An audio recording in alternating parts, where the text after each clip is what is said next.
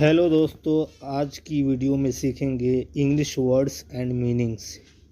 English के अल्फाज और उसके उर्दू मानी। तो चलो स्टार्ट करते हैं। अगली।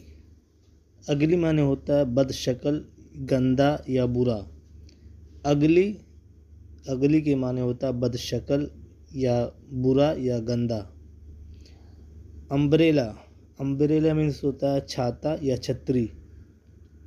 अम्ब्रेला छाता या छतरी। यूनैनिमस। यूनैनिमस माने होता है इत्तेफाक राय, मुत्तफ़िक़ा, जिस पर लोगों का इत्तेफाक हो। यूनैनिमस क्या पढ़ते हैं? यूनैनिमस या यूनानिमस, मुत्तफ़िक़ा या इत्तेफाक राय। अंकल चचा या मामू। अंकल